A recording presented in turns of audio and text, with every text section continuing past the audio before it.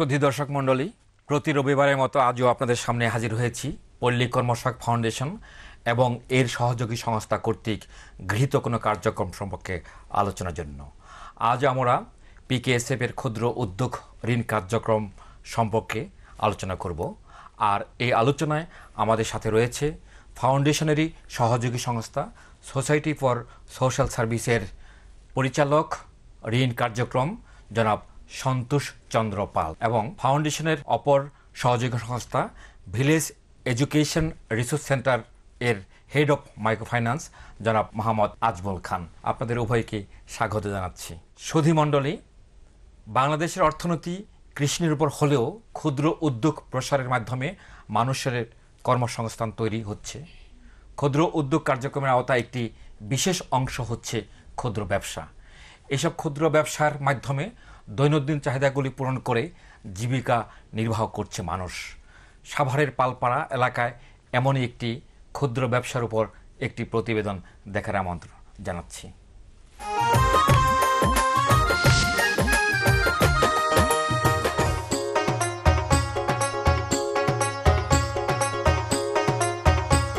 কদমা, বাতাসা, সাজ ও নকুলদানা নাম শুনলেই জিভে জল এসে যায়। বর্তমান সময়ে শহুরে জীবনধারায় কদমা বাতাসার কদর কমে আসলেও কদমা, বাতাসা, সাজ ও নকুলদানা আমাদের সামাজিকতায় জড়িয়ে আছে সুপ্রাচীন কাল থেকেই। গ্রাম্য হাটবাজার তো বটেই, নাগরিক জীবনে বৈশাখী মেলায় কদমা, বাতাসার উপস্থিতি চোখে পড়ার মতো। কদমা, বাতাসা, সাজ ও নকুলদানার আরও একটি উল্লেখযোগ্য ব্যবহার হচ্ছে মিলাদ মাহফিলে, মাজারে ও মন্দিরে। আর তাই কদমা, বাতাসার চাহিদা মেলা পার্বণ ছাড়াও সারা বছরই কম বেশি রয়েছে। প্রাচীনকাল থেকেই কদমা, বাতাসা তৈরি হয়ে আসছে অনেকটা পারিবারিকভাবে। পূর্বে গ্রামে বা শহরে বেশ কিছু পরিবারকে কদমা, বাতাসা, সাজ ও নকুলদানা তৈরির সাথে জড়িত থাকতে দেখা গেলেও এখন আর চোখে পড়ে না। ঢাকার অদূরে সাভার থানার পালপাড়ার দীনেশ পাল এমনই একজন, যিনি বংশ পরম্পরায় কদমা, বাতাসা তৈরি করে আসছেন। তিনি নিজ বাড়িতেই 3 পুরুষ ধরে কদমা, বাতাসা তৈরি করে আসছেন। তার কারখানায় চিনি থেকে প্রাচীন পদ্ধতিতে কদমা, বাতাসা, সাজ ও নকুলদানা তৈরি হয়। এ কাজের প্রধান উপকরণ চিনি, জ্বালানি কাঠ ও শ্রমিকের মজুরি বেড়ে যাওয়ায় তিনি পুঁজির অভাবে যখন ব্যবসা বন্ধ করে দিয়েছিলেন, ঠিক তখন পিকেএসএফ এর সহযোগী সংস্থা থেকে তার মা ফুলরানী পালের মাধ্যমে আর্থিক সহায়তা নিয়ে আবারও কদমা, বাতাসা বানানো শুরু করেন। এই ব্যবসাটা আমার মা আর বাবাই করতো, আমরাও করতাম সাথে। প্রথম অবস্থায় এই বিআরসি থেকে ঋণ নেওয়া হয়েছে। আগে ছোট ছিল, এখন বড় করছি। আগে কোনো কর্মচারী ছিল না, আজ থেকে 8-10 বছর ধরে কর্মচারী পালতে আছি। কর্মচারী বিল টিল কাজ টাজ করে তাতে মোটামুটি ভালো থাকে। কর্মচারীর পিছেই আমার 20,000 থেকে 30,000 টাকা জায়গা আমারও থাকে, 30-35 হাজার টাকা। আমার 2টি সন্তান, একটি মেয়ে একটি ছেলে। মেয়েটা অনার্স পড়ে, ছেলেটা ক্লাস 9-এ পড়ে। এইটার আয় দিয়েই ছেলে মেয়েরে লেখাপড়া খরচ করাই, সমস্ত খরচ এইটার থেকেই। এই বিল্ডিংটা করছে আর কিছু জায়গা কিনছি, আর ভগবানের দয়ায় খুব ভালোই আছে। আমি মনে করেন বাচ্চা কাচ্চা ছোটো আসছিল, তখন বিয়ে এসে দেখছি এই ব্যবসা আমার করে আমার স্বামী। এই ব্যবসার সাথে সাথে করতাম। তারপর লোন টোন আইনে বাচ্চা কাচ্চা ছোটো ছোটো আসছিল, তখন আইনে ব্যবসা করতাম। পরে বাচ্চা কাচ্চা বড় হইলে পরে ওই সাথে সাথে বাবার সাথে সাথে করতো। এই ছেলে এই বড় হয়েছে, এখন নিজেই ব্যবসা বুঝা নিছে, এখন কারিকর টারিকর দিয়ে এই ব্যবসা চালায়। আগের থেকে ভালোই আছি, ঠাকুরের ইচ্ছায় এখন ভালোই মোটা খেতে পারি।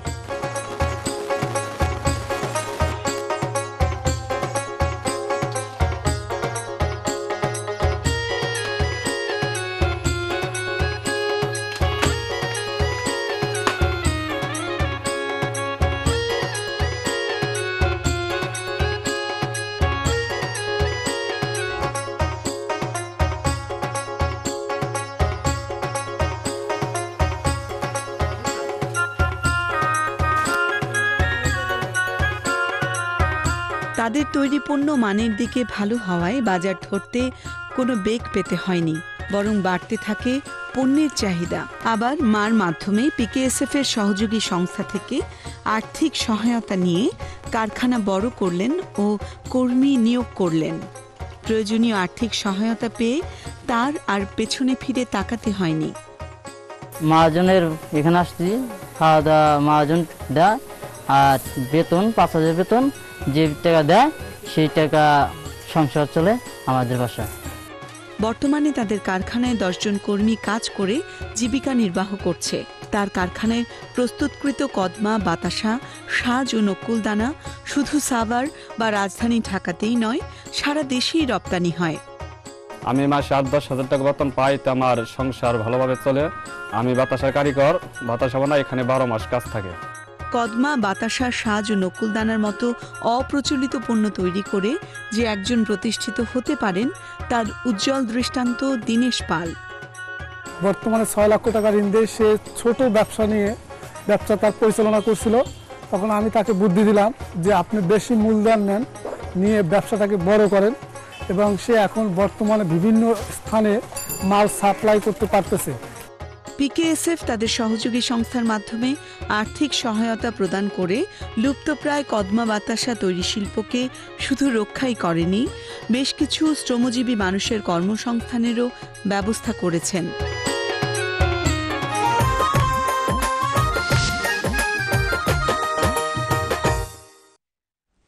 সুধীবৃন্দ, দীনেশ পাল এবং ফুলরানী পালের উপর একটি প্রতিবেদন দেখলাম, কিভাবে কদমা, বাতাসার মাধ্যমে তাদের জীবন এবং জীবিকা চলছে।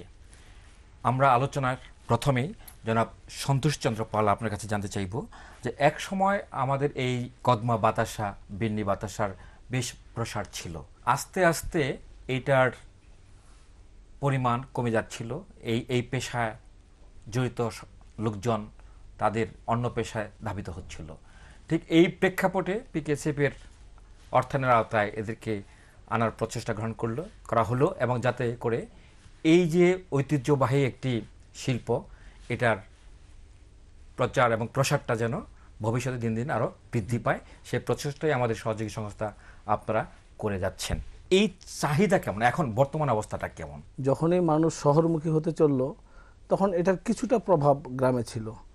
আগে মেলা, বিভিন্ন রথ মেলা, তারপরে পূজা পার্বণ, অনুষ্ঠান, এগুলা তুলনামূলকভাবে অনেক বেশি ছিল, ওগুলো অনেক বেশি জমজমাট ছিল। কিছু কিছু সময় এখন যে জিনিসটা আমরা দেখি, এখন এটি মৌসুমি হয়ে গেছে। বিশেষ করে শীতকালে এই ধরনের অনুষ্ঠানগুলো বেশি হয়, বিভিন্ন ধরনের এই পৌষ মেলা বা বৈশাখী মেলা, এই ধরনের মেলাগুলা, এবং এই মেলার উপলক্ষেই এই আইটেমটা কম্পারেটিভলি একটু বেশি হয়। আর এটা আসলে আমরা যে জিনিসটা দেখছি, হিন্দু প্রধান যে এলাকাগুলা, সেগুলিতে এরাই বেশিরভাগ এই শিল্পটার সাথে জড়িত, এবং এটা একটা উত্তরাধিকার পেশা। এটা খুব বেশি টেকনিক্যাল তেমন কিছু লাগে না। পুরো এলাকাটাই কি এই কাজের সাথে সম্পৃক্ত? সাভারের পালপাড়া নামে একটা ছোট্ট গ্রাম আছে, সেখানে প্রায় এই ধরনের হিন্দু সম্প্রদায়ের লোকজনই এই কাজটা বেশি করে, এবং 8 থেকে 10টা পরিবার আছে, তারা দীর্ঘদিন যাবত এই কাজটা করতেছেন। এবং আমাদের বেনিফিশে যে আমরা যে ফুলরানীকে দেখলাম, সেই ফুলরানী এবং দীনেশ পাল, তারা আমাদের সমিতির সদস্য প্রায় 27 বছর আগে। 27 বছর যাবত তারা এই কাজটা করে আসতেছে। আসলে প্রথম এটা খুব ছোট আকারে ছিল, তারা অনেক সময় করতো, মাঝে মাঝে বন্ধ হয়ে যেত। তো আমরা যখন এন্টারপ্রাইজ প্রোগ্রাম চালু করলাম, তখন তাদেরকে ঋণের সিলিংটা একটু বড় দেওয়া হলো, তখন তারা কাজটা একটু ব্যাপক আকারে কাজটা শুরু করলো। এখন অলরেডি আপনারা শুনছেন স্যার প্রতিবেদন, 6 লক্ষ টাকা তারা ঋণ নিছে, এবং তার এখানে 10 জন লোক কাজ করতেছে। এবং এটা আপনারা জানেন যে সিজনাল প্রোগ্রামটা কিন্তু 5-6 মাস, বিশেষ করে শীতকালেই প্রোগ্রামটা থাকে। এই কাজটার জন্য কি শুধু এই সাভার নাকি অন্য কোনো এলাকা আছে? না, এখানে আমাদের স্পেশালি যদি আমরা ধরি সাভার পালপাড়া যে সমিতি আছে, ওইখানেই তারা 8-10টা পরিবারের মধ্যে। এই দ্রব্য কি শুধু এই স্থানীয় বাজারে বিক্রি হয় নাকি অন্য কোথাও? না, তাদের দ্রব্যটা মেইন যেটা চট্টগ্রাম বিভাগীয় শহরগুলোতে, বিশেষ করে চট্টগ্রাম, সিলেট, খুলনা, বরিশাল, এই সমস্ত জায়গায় এক্সপোর্ট করে, এবং তারা আমাদের মানে এলাকাতেও কিছু কিছু স্থানীয় বাজারও কিছু। এটার জন্য কি আলাদা লোকজন রয়েছে এই যে এক্সপোর্ট করে, এরাই নিয়ে যায় ওখানে নাকি ওখান থেকে? ওই যে ভদ্রলোকের যে ছেলে দীনেশ পাল, আমি তার সাথে কথা বলছি, উনি কাজটা করেন, তার সাথে সহযোগী 2-1 আছে কর্মচারী, তারা তার সাথে নিয়ে যায়। না, আমি বলছি যে চিটাগাঙ্গের যে মার্কেটটা বলেন, বিভাগীয় শহরের যে মার্কেটগুলো, সেখানে কি আলাদা লোকজন রয়েছে? আলাদা লোকজন আছে, তারা পারচেজ করে। টাঙ্গাইলে মির্জাপুরের পাকুল্লে একটা জায়গা আছে, এখানেও একটা হিন্দু প্রধান এলাকা, এবং টাঙ্গাইল শহরতলিতে আর একটা গ্রাম আছে কাকমারি পাড়া, কাকমারি পালপাড়া। এখানেও আমরা দেখছি যে কাকমারি পালপাড়াতে 8-10টা পরিবার তারা এই পেশাটা করে। এবং টাঙ্গাইলে যেটা দেখা গেছে যে করটিয়া একটা বিশাল হাট আছে, প্রত্যেক সপ্তাহে বৃহস্পতির এই হাট হয়, সারা দেশ থেকে পাইকার আসে ওখান থেকে তারা নিয়ে যায়। এবং অনেকের সাথে তাদের আগে থেকে যোগাযোগ হয়, এখন তারা বিভিন্ন কুরিয়ার অথবা ট্রান্সপোর্টের মাধ্যমে মাল পাঠাচ্ছে। তার মানে এটা প্রসার ঘটছে, অনেক প্রসার ঘটছে। এটা যে ছোট হয়ে আসছে এটা ঠিক না, একবারে ছোট না। এখন প্রশ্ন হয়েছে যে নতুন যদি কোনো কেউ না আসে এই শিল্পে, তাহলে তো এটা তো আস্তে আস্তে ছোট হয়ে যাবে। বাধা এখানে আছে নতুন করে আসার ক্ষেত্রে, মার্কেট ফ্যাসিলিটিটার ব্যাপার আছে। এটা বেশিরভাগ ক্ষেত্রে এই কার্তিক মাস থেকে বৈশাখ জ্যৈষ্ঠ মাস পর্যন্ত এটা ব্যবসাটা একটু বেশি, বৈশাখ মাসের মেলা পার্বণ পর্যন্তই বেশি এটা জমজমাট থাকে। আর বাকি সময়টা চলে, কিন্তু চাহিদাটা তুলনামূলক কমে যায়। তখন হয়তো যারা 10 জন লেবার নিয়ে কাজ করে, তখন হয়তো 4-5 জন লেবার ছেড়ে দিতে হয় ওই সময়ের জন্য, ছোট্ট আকারে পারিবারিকভাবে তখন তারা চালিয়ে নেয়। আবার যখন সিজন আসে তখন আবার লেবার হায়ার করে, তখন আবার এই কাজটাকে তারা। সুতরাং এটা একটা মৌসুমী ব্যবসা। কিন্তু এই শ্রমিকরা তখন কি করে? তারা অন্য পেশায়। মেইন যে বিষয় যে একটা ব্র্যান্ড নেম থাকা দরকার আছে। আসলে আমরা আনপ্রফেশনালি সব কাজগুলো করি আর কি। আমরা যেটা দেখি গ্রামে গঞ্জে, যদি একটা ব্র্যান্ড নেম দিতে পারে যে আমার মিষ্টি যে কোনো জিনিস তৈরি করলাম, যে এটা একটা এই নামে তৈরি করলাম, এই ধরনের নাম একটা আসতে পারে। তারপরে আপনি যদি দেখেন একদম মানে পলিথিনের প্যাকেট দিয়ে এগুলো মানে সেল করা হয়। তো আসলে ওই রকম প্যাকেজিংটা কিন্তু আমাদের দেশে আমি যেটা দেখছি আর কি, যে গ্রামেগঞ্জে প্যাকেজিং ব্যবস্থা একদম মানে অনুন্নত, যারা নাকি এই ধরনের এন্টারপ্রেনারশিপ আর কি। আমাদের দেশে কিন্তু এখন বড় বড় কোম্পানিগুলো কিন্তু এই সমস্ত ছোটখাটো ব্যবসা বাণিজ্য করে।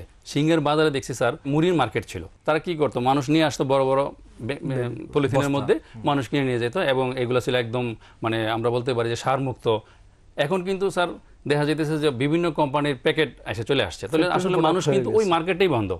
আমি গত রমজানের সময় ওই মানিকগঞ্জে ওই মার্কেটের কথা জিজ্ঞাসা করলাম, বলে স্যার ওই মার্কেটটা নাই। সুতরাং আপনার এই হচ্ছে একটা ব্র্যান্ড নেম থাকা, একটা ব্র্যান্ড নেম থাকা দরকার আছে, একটা প্যাকেজিং ভালো ব্যবস্থা দরকার আছে। ইভেন আমি মনে করি প্রচারের দরকার আছে, প্রচার দরকার আছে। ইভেন প্রয়োজনে যদি বিএসটি থেকে অনুমোদনও নিতে হয়, জি সেটা হয়তো দরকার, সেটা হলে আরো ভালো হয়। কারণ কোন পর্যায়ে কোন পরিস্থিতিতে তৈরি হয়েছে এটা কেউ জানে না। আনহাইজেনিক অনেকটা আছে, সত্যি কথা যেটা, এটাকে আরো হাইজেনিক করলে আরো একটু অনেক ভালো। বাতাসা এবং সাজ যেটা, এটা কিন্তু চিনির বিকল্প।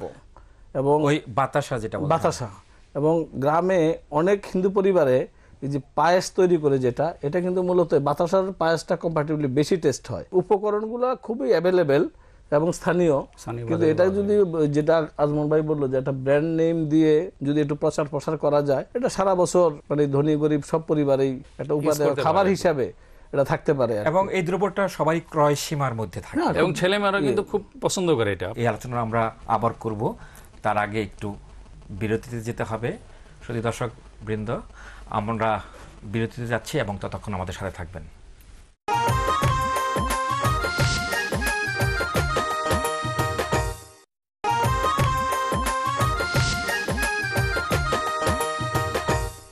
শুধু দর্শকবৃন্দ, এতক্ষণ আমাদের সাথে থাকার জন্য ধন্যবাদ। বিরতিতে যাওয়ার পূর্বে আমরা আলোচনা করছিলাম কদমা বাতাসার বাজারজাতকরণ সম্পর্কে। জনাব আজমল, ঢাকা শহরে যদি এরকম একটা শোরুমের ব্যবস্থা করা হয়, আপনার কি ধারণা সেটি কি চলবে? এরকম পিকেসিপের মাধ্যমে যদি একটা এই ধরনের কোনো বিল্ডিং হয়, তার মাধ্যমে যদি যে সমস্ত অর্গানাইজেশন পার্টনাররা বিভিন্ন ধরনের প্রোডাকশন করে, বিভিন্ন ধরনের মাইক্রো এন্টারপ্রেনারশিপ অনেক দেখা যাবে, এরকম সারা দেশে ছড়িয়ে রয়েছে। তাদের মাধ্যমে পিকেসিপের মাধ্যমে যদি আমরা এই ধরনের কোনো একটা মানে শোরুম পাই, আর সেখানে যদি আমরা আমাদের যে সমস্ত বেনিফিটসদের প্রোডাকশন আছে তার মধ্যে এই মানে কদমা বাতাস, সেটাও যদি আমরা এখানে রেখি, আমার মনে হয় যে শিল্পটা হারিয়ে যাচ্ছিলেন বাংলাদেশের মাধ্যমে, সেই জিনিসটা মানুষের মাধ্যমে আসবে। আমরা চাই এই শিল্পটা 12 মাস চলুক। হ্যাঁ, 12 মাস চলার সুযোগ আছে স্যার। এখানে যেগুলো সেল স্টোর আছে, এদের সাথে যদি কোনোভাবে যোগাযোগ রক্ষা করা যায়, তাহলেও এই প্রোডাক্টগুলো ছোট ছোট আকারে একটা গ্যালারি করে একটা করে ওখানে রাখলেও কিন্তু স্যার মানুষ এটা সম্পর্কে অবহিত হবে এবং মানুষ এটা খাবে বা কিনবে, ব্যবহার করবে। এই ফুডটা কিন্তু স্যার আমরা যেটা বলতেন সিজনাল হিসেবে কিন্তু এটা 5-6 মাস চলে। আর যেহেতু এটা খাবার আইটেম, যদি 12 মাস চালাইতে যায় তাহলে কিন্তু অবশ্যই বিএসটি অনুমোদন পাশাপাশি ডেট এক্সপায়ার একটা ব্যাপার আছে এখানে। এখানে ভাবে মার্কেটিং করতে গেলে তো অবশ্যই এটা ব্যাপক প্রসার করতে গেলে প্রস্তুতিটা আপনাদের আছে। আমরা যেটা দেখি যে এই জন্য বলতেছিলাম স্যার, এখানে বিএসটি অনুমোদন পাশাপাশি আমরাও যদি পিকেসিপের মাধ্যমে যদি যেটা বলেন যদি আরেকটু প্রসার করতে চাই এই শিল্পটাকে সারা বাংলাদেশে এবং সব জায়গায়, এবং এই জিনিসটা মানুষকে পৌঁছে দিতে চাই, তাইলে একটু অন্যভাবে চিন্তা ভাবনা করতে হবে। কমার্শিয়াল ওয়েতে যেটা বলেন স্যার, আরো প্রযুক্তির সাথে তাল রেখে এটা আরো ল্যাবরেটরি টেস্ট করে এটার লংজিভিটিটা কতটুকু থাকবে এই প্রোডাক্টটার, উন্নত প্রযুক্তির ব্যবহারের সম্ভাবনা কি রয়েছে, ওই জায়গাটায় যারা এক্সপার্ট তাদের সাথে শেয়ার করে, বিশেষ করে যে জিনিসটা আমরা বললাম, যদি এটাকে আরো বেশি পরিমাণে পরিমাণে হয়, তাহলে এটার বিশেষ করে স্থায়িত্ব কালটা জানার জন্য সেক্ষেত্রে প্রযুক্তির কিছুটা ব্যবহারের মনে হয় দরকার হবে। কদমা বাতাসার সাথে আরেকটা দ্রব্য আমরা ছোটবেলায় দেখতাম, সেটা হচ্ছে বিন্নিটা বা খইটা। জি খই। এটার সাথে তো খইয়ের একটা সম্পর্ক রয়েছে। আছে।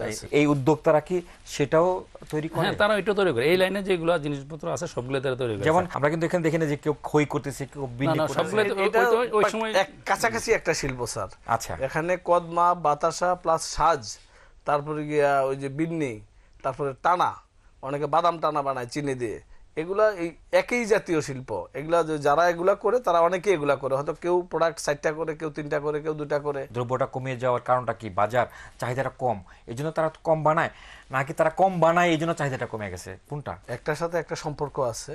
এখন চাহিদা কমে গেলে উৎপাদন কমে যায়, উৎপাদন কমে গেলে চাহিদাও কমে যায়। তো এখানে যে বিষয়টা স্যার, এখানে যে জিনিসটা দেখি, হিন্দুদের পূজা পার্বণ যেগুলা, বিশেষ করে কীর্তন যেগুলা হয়, সেখানে কিন্তু বাতাস এবং মিশ্রির ব্যবহারটা অনেক বেশি হয়। একটা কীর্তন হলে কয়েকশো মন এই বাতাসার চাহিদা তৈরি হয়ে যায়। এই 5 দিন 7 দিন ধরে এগুলো চলতেই থাকে। অনেকেই 5 কেজি 7 কেজি করে বিভিন্ন জনকে দিচ্ছে। ইভেন বিয়ে শাদিতে গেলে, বিয়ের সময় আমি দেখি ছোটবেলা যখন কোনো বিয়ে পড়ানোর পরে, হ্যাঁ? বিয়ে পড়ানোর পরে অথবা বিয়ে করতে গেছে একজন, মানে তখন দেখা গেছে তাকে 10 কেজি 20 কেজি মানে শ্বশুর বাড়ি থেকে ডিমান্ড দিত। সুতরাং ব্যবহারটা যে কমে এতটুকু গেছে, মানে এলাকা এরকম একটা ব্যাপার স্যাপার ছিল। এখন ব্যাপারটা কিন্তু কমে আর এরকম গিয়েছে। জিনিসগুলো আমরা আচ্ছা, দেখি না। এই শিল্পে কি শিশুশ্রম ব্যবহার করা হয় কিনা? শিশু শ্রম নেই। ওই সমস্ত এলাকায় যেখানে আপনাদের কাজ রয়েছে, এই পালপাড়ার কথা বলেন, সেখানে কি আপনাদের স্বাস্থ্য এবং শিক্ষা যে কর্মসূচি সেটা কি চলমান হ্যাঁ, রয়েছে? সবগুলো প্রোগ্রামে কর্মসূচি। ডাক্তার কি নিয়মিত যায় আপনাদের, নাকি তাদের? না, আমাদের ওখানে অলরেডি হসপিটালই আছে, মানে যদি কোনো সমস্যা হয় তারা সরাসরি আসতে পারে। আমাদের যতগুলো মনে করেন সাভার এরিয়ায় যে বেনিফিশিয়ারিজ আছে, তাদের যে কোনো ধরনের সমস্যা হলে আমাদের ওইখানে অলরেডি হাসপাতাল আছে, তারা সেখানে সেই সেবাটা নেওয়ার সুযোগ আছে। আচ্ছা, আর আমাদেরও যেটা আছে যে আমাদের টাঙ্গাইল শহরে 50 শয্যার একটা সাধারণ হসপিটাল আছে, আর পাশাপাশি মাইক্রোক্রেডিটের প্রত্যেকটা ব্রাঞ্চে একজন করে মেডিকেল অ্যাসিস্ট্যান্ট দেওয়া আছে, যারা প্রিভেন্টিভ সার্ভিসগুলো তারা গ্রুপে গ্রুপে গিয়ে মোটিভেশন কাজগুলো করে।